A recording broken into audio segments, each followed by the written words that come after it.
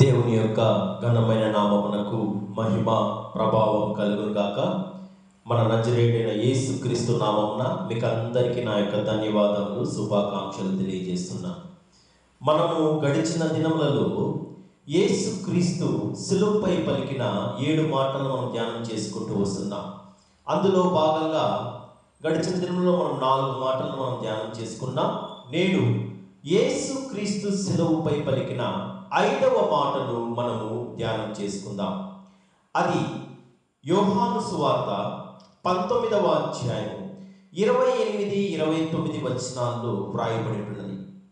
అటు తరువాత సమస్తమును అప్పటికి సమాప్తమైనదని యేసు ఎరిగి లేఖనము నెరవేరినట్లు నేను దప్పికొనుచున్నాను అనెను.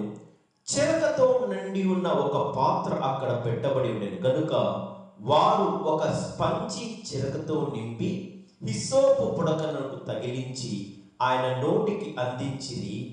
యేసు ఆ చెరక పుచ్చుకొని సమాప్తమైన చెప్పి తల వంచి తన ఆత్మను అప్పగించెను. యేసయ్య సిలువమాన్పై పలికిన ఈ యొక్క 5వ మాట, నేను దప్పికొనుచున్నాను అనే మాటను ఆయన పలికినట్టుగా మనం చూస్తున్నాం.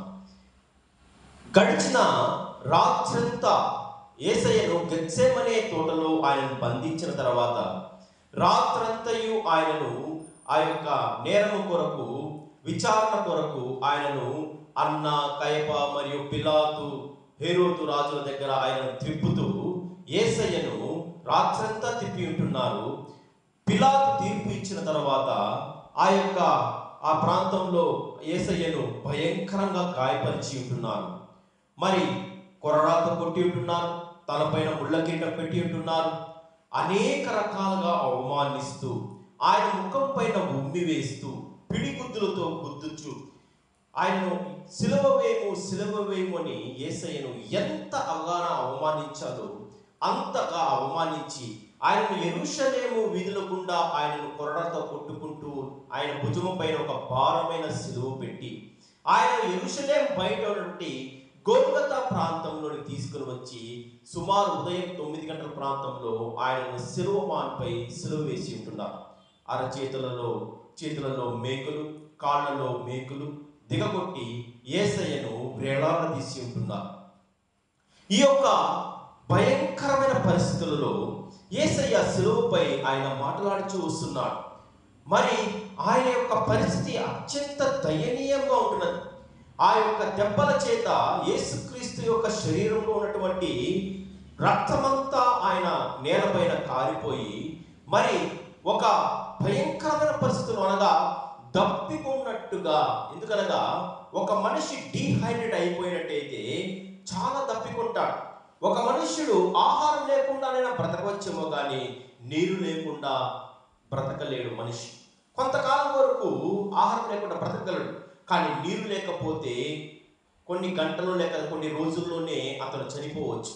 అటువంటి స్థితిలో తన రక్తమంతా, శరీరంలో ఉన్న రక్తమంతా, నీరంతా వెళ్ళిపోయిన తర్వాత ఆయన యొక్క నాలుక కూడా దవడకు అంటుకుపోయినట్టున్న పరిస్థితుల్లో యేసయ్య తప్పికొన్నట్టుగా ఆయన పలుకుచున్నాడు. ఇది కూడా ఒక ప్రవచనాత్మకంగానే యేసయ్య పలికి ఉంటున్నాడు. ఎందుకనగా ఈ యొక్క ప్రవచనం కూడా మనకు పాత నిబంధన గ్రంథంలో 2 చోట్ల కనపడతాయి. చూడండి, కీర్తనల గ్రంథము 69వ కీర్తన 21వ వచనంలో, వారు చేదును నాకు ఆహారముగా పెట్టిరి, నాకు దప్పి అయినప్పుడు చిరకను త్రాగనిచ్చిరి. అంత మాత్రమే కాకుండా కీర్తనల గ్రంథము 22వ అధ్యాయం 15వ వచనంలో కూడా, నా బలము ఎండిపోయి చిల్ల పెంకువలే ఆయను, నా నాలుక నా దవడను అంటుకొని ఉన్నది. ఈ 2 ప్రవచనాలు, ఈ మాటలు నెరవేర్చినది యేసయ్య యొక్క ఆ తప్పితో తన నాలుక దవడలో అంటుకొని పోయి ఉంటున్నది. దేహంలోని రక్తమంతా, నీరంతా బయటికి వెళ్ళిపోయినప్పుడు ఆయన శారీరకంగా, భౌతికంగా ఉంటున్నాడు. ఆయన తప్పికొని ఉంటున్నాడు. యేసయ్య ఈ లోకంలో ఆయన బ్రతికి ఉన్న కాలంలో ఆయన 100% మనుష్యుడుగానే ఆయన జీవించి ఉంటున్నాడు. అనగా ఒక మనుష్యుని ఎదుర్కొనే ప్రతి ఒక్క శోధన, ప్రతి ఒక్క అవసరతను కూడా యేసయ్య కలిగి ఉన్నట్టుగా మనం చూస్తున్నాం. ఆయన ఆకలి కొన్నాడు, ఆయన తప్పికొన్నాడు, ఆయన కోపపడ్డాడు, మరి ఆయన నిద్రపోయాడు. ఇవన్నీ కూడా మనం చూస్తుంటే ఒక మనుష్యునికి, సగటు మనిషికి ఏర్పడే ప్రతి అవసరతను కూడా యేసయ్య కలిగి జీవించినట్టుగా మనం చూస్తున్నాం. మరి మత్తయి రాసిన సువార్త 27వ అధ్యాయం 34వ వచనంలో చేదును కలిపిన ద్రాక్షారసమును ఆయనకు త్రాగనిచ్చిరి కానీ ఆయన దాన్ని రుచి చూచి త్రాగనొల్లకపోయెను.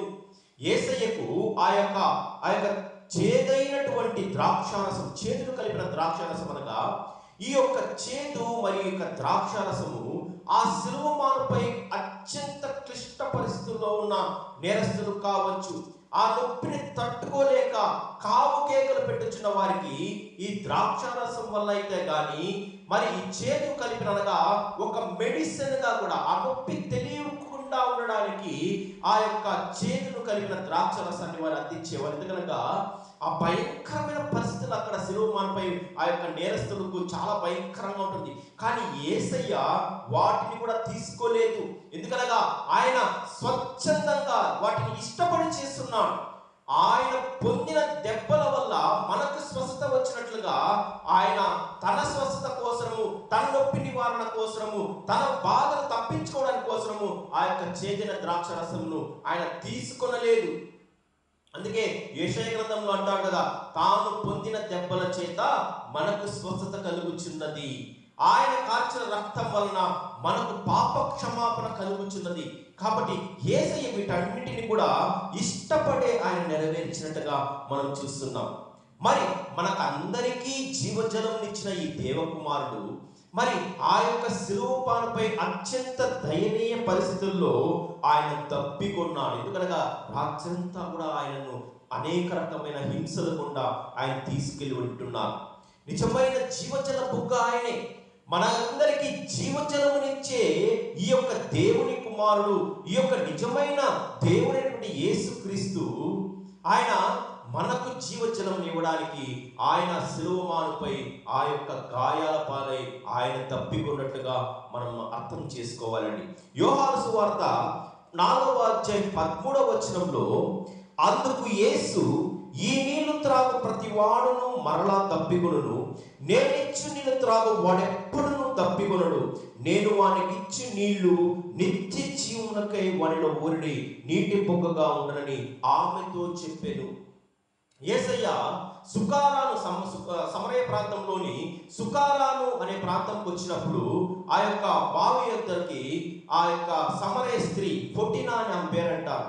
ఆ సమరయ స్త్రీ అక్కడికి వచ్చినప్పుడు యేసయ్య ఆమె అడుగుచున్నాడు, అమ్మా నాకు దాహమును కిమ్మని నీళ్లు కావాలి అన్నప్పుడు ఆమె, నీకు నీళ్లు తీయడానికి నీ దగ్గర ఏ చేదైనా తాడినా లేదే, అయినా సమరయులు యూదులు సమరయులతో సాంగత్యం చేయరు కదా అనే వారి యొక్క సంభాషణ జరిగినప్పుడు యేసయ్య అంటున్నాడు, నేనిచ్చు మీరు త్రాగే నీళ్ళ వల్ల మరలా మీరు త్రప్పికుంటారు, కానీ నేనిచ్చు నీళ్ళు త్రాగవాడు నీటి బొగ్గగా ఉండను, అతడు నిత్య జీవం పొందుకొను అనేసి యేసయ్య ఆ సమరయ స్త్రీతో ఆయన చెప్పినప్పుడు ఆమె తన కుండను అక్కడే విడిచిపెట్టి, అనగా తన పాపమును అక్కడే విడిచిపెట్టి యేసయ్యకు శిష్యురాలుగా ఆయనను, అనగా ఆయన యొక్క సువార్తను ఆ గ్రామంలో ఉన్న వారికి అందరికీ తెలియజేసినట్టుగా మనం అక్కడ వాక్యంలో చూస్తున్నాం.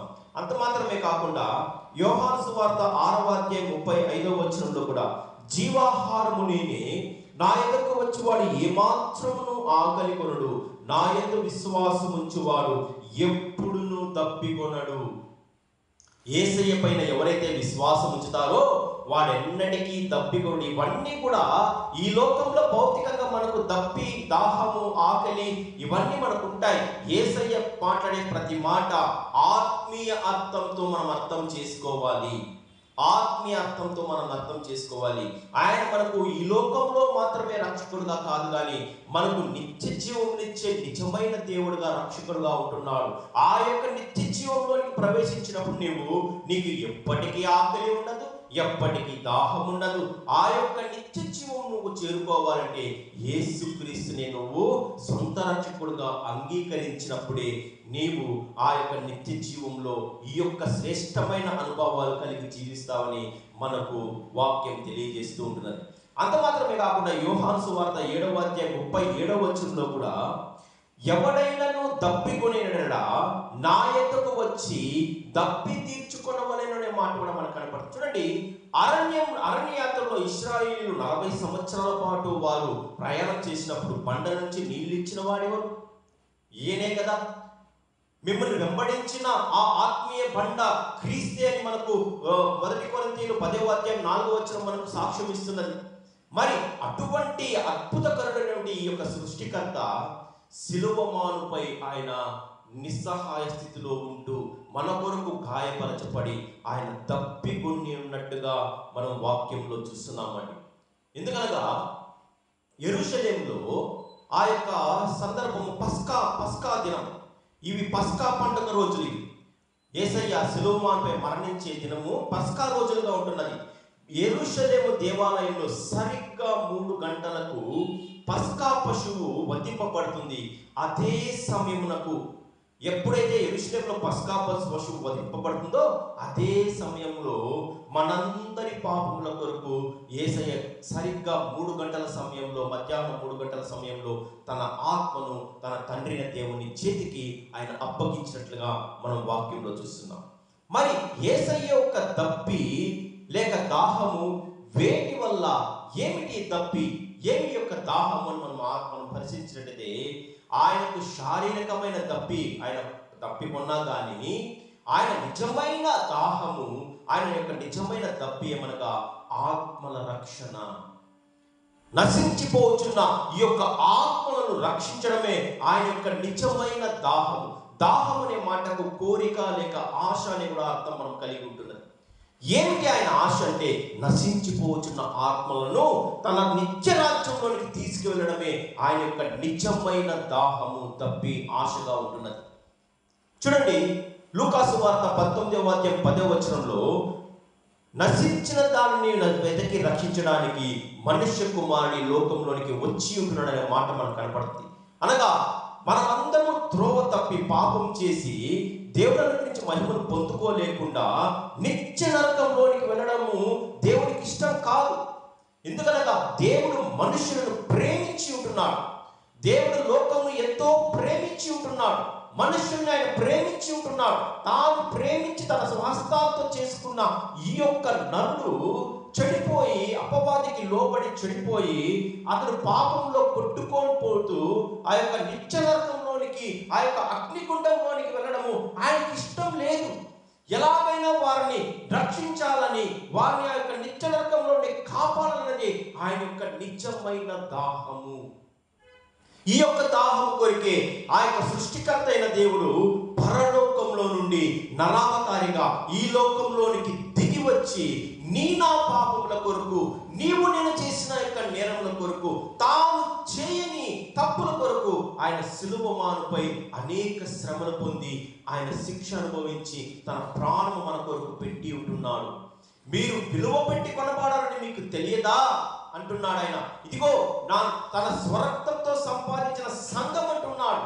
కాబట్టి మనమందరం కూడా ఆయన యొక్క రక్తంతో కొనబడిన వారు, ఆయన రక్తంతో మనము కడగబడిన వారు. కాబట్టి మనము కూడా పాపము చేయకుండా, నశించిపోకుండా ఆయన రాజ్యంలోనికి చేరడమే ఆయన యొక్క దాహముగా ఉంటున్నదని మనం అర్థం చేసుకోవాలండి. యోహాను సువార్త 11వ అధ్యాయం 50వ వచనంలో కయప అనే ఒక ప్రధాన యాజకుడు ఒక శ్రేష్టమైన మాట అంటున్నాడు. చూడండి, ఆ మాట మీకు చూపిస్తాను. మన జనమంతయు నశింపకుండునట్లు ఒక మనుష్యుడు ప్రజల కొరకు చనిపోవటం మీకు ఉపయుక్తమని మీరు ఆలోచించుకున్నారు అని వారితో చెప్పాను. మనమందరము నశించిపోకుండా, అనగా ఒక్కడు చనిపోవటం వలన మనందరి యొక్క ఆత్మలకు రక్షణ ఏర్పడి ఉంటున్నది. ఆ కాలంలో సంవత్సరానికి ఒక్కమారు పరిశుద్ధ ఆ యొక్క దేవాలయంలో అతి పరిశుద్ధ స్థలంలోనికి రక్తమును తీసుకువెళ్ళి, ప్రధాన యాజకుడు రక్తం తీసుకుని వెళ్ళి అక్కడ పాప పరిహారం చేసేవాడు. కానీ ఈ యొక్క ప్రధాన యాజకుడు ఒక్కమారే మనందరి కొరకు ఆయన ప్రాణం అర్పించి మనకు రావాల్సిన నిత్య శిక్షను ఆయన కొట్టివేసి ఉన్నట్టుగా మనం వాక్యంలో చూస్తున్నాం. చూడండి, హెబ్రీ పత్రిక 7వ అధ్యాయం 24వ వచనంలో ఈయన నిరంతరము ఉన్నవాడు కనుక మార్పు లేని యాజకత్వము కలిగిన వాడాయను. ఈయన ద్వారా దేవుని యొద్దకు వచ్చి వారి పక్షంలో విజ్ఞాపన చేయించు నిరంతరము జీవించుచున్నాడు కనుక వారిని సంపూర్ణంగా రక్షించుటకు శక్తిమంతుడై ఉన్నాడనే మాట మనకు కనబడుతుంది కనుక. అనగా మనందరినీ అందరినీ రక్షించడానికి ఆయన శక్తిమంతుడైనట్టుగా మనం వాక్యంలో చూస్తున్నాం. లోకంలోని ఏ ఒక్కరూ నశించిపోకుండా తన రాజ్యంలోనికి తీసుకువెళ్ళాలనేదే ఆయన యొక్క ఆశ మరియు ఆయన యొక్క కోరిక, ఆయన యొక్క దాహముగా ఉంటున్నది.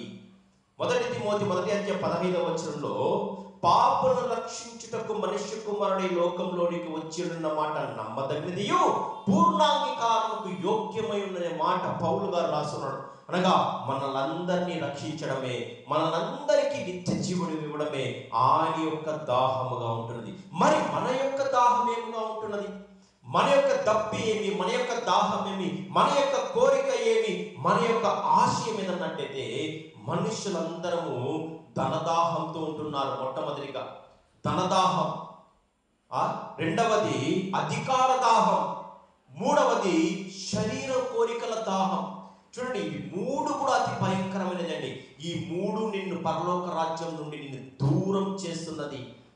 ధనము నమ్ముకొని వాడు పాడైపోవడనే మాట వాక్యంలో ఉంటుంది. ధనాపేక్ష సమస్త కీడులకు మూలమనే ఒక మాట వాక్యంలో ఉంటున్నది. అధికార దాహం, ఇది అంతకన్నా భయంకరమైనది. అధికారం కొరకు మరి చేయరాని తప్పులు చేస్తూ, చేయరాని నేరములు చేస్తూ, ఆ యొక్క అధికారం అనే తపన తృష్ణతో మనుషుడు పతనమైపోవచ్చున్నాడు. మనుషునికి ధనదాహం ఉండకూడదు, మరి అధికార దాహం ఉండకూడదు. ఈ యొక్క శరీర కోరికల దాహం ఇంకా భయంకరమైనదండి.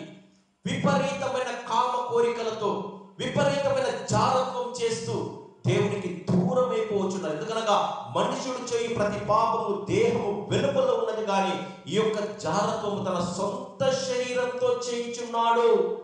ఈ యొక్క శరీరము దేవుని ఆలయమని మనుషుడు మలిచిపరుచున్నాడు. మీ యొక్క దేహము దేవుని ఆలయమనియు అందులో దేవుడు నివసించుచున్నాడని మీరు ఎరుగరా? ఎవరైతే తన దేహమును, తన శరీరమును పాడు చేయను, దేవుడు వాడిని కూడా పాడు చేయను అనే మాట 1 కొరింథీయుల 3:16 మనకు కనపడుతుంది. అనగా ఇది కూడా భయంకరమైన దాహము. ఈ 3 దాహములతో మానవుడు పతనమైపోవచ్చు, పాపంలో పడిపోవచ్చు, ఆ యొక్క నిత్య నరకంలోనికి వెళ్ళిపోవచ్చున్నాడు. మరి మనుషులకు ఉండవలసిన దాహమే, మనుషులకు ఉండవలసిన దాహమే, ముఖ్యంగా దేవుని నమ్ముకున్న విశ్వాసులకు ఉండవలసిన దాహమేమనగా వాక్యం అనే దాహం నీకు ఉండాలి. దేవుని వాక్యంను చదవాలనే దాహం నీకు ఉండాలి, తృష్ణ ఉండాలి. దేవునితో సహవాసం చేయడం అనగా దేవునితో ప్రార్థన అనుభవం కలిగి ఉండే దాహం నువ్వు కలిగి ఉండాలి. నిన్ను వలె నీ పొరుగు వారిని ప్రేమించని ఆజ్ఞలను పాటించే దాహం నీకు ఉండాలి. క్రమము తప్పకుండా నీవు ఆలయానికి వెళ్ళే క్రమము కలిగిన జీవితమైన దాహం నీకు ఉండాలి. వీటన్నిటిని నువ్వు విస్మరించకూడదు. 42వ కీర్తన 1 దుప్పి నీటి వాగుల కొరకు ఆశపడినట్లు దేవాని కొరకు నా ప్రాణము ఆశపడుచున్నది, నా ప్రాణము దేవుని కొరకు తృష్ణ కొనుచున్నది, జీవము గల దేవుని కొరకు తృష్ణ కొనుచున్నది. దేవుని సన్నిధిని నేను ఎప్పుడు చేర్చుదను, ఆయన సన్నిధిని నేను ఎప్పుడు కనపడదననే కోరిక, తృష్ణ, అభిలాష నీవు ఆ యొక్క దాహమును కలిగినట్టు జీవించినట్టయితే దేవుడు నిన్ను తన నిత్యరాజ్యమును ఆయన వారసుడు చేయబోచున్నాడు. వాగ్దానం చేసిన వాడు నమ్మదగిన వాడని నీవెన్నటికీ మర్చిపోవద్దు. చివరిగా మనకు ఉండవలసిన నిజమైన దాహం ఏమనగా మనము కూడా ఆత్మల రక్షణ దాహం కలిగి ఉండాలి.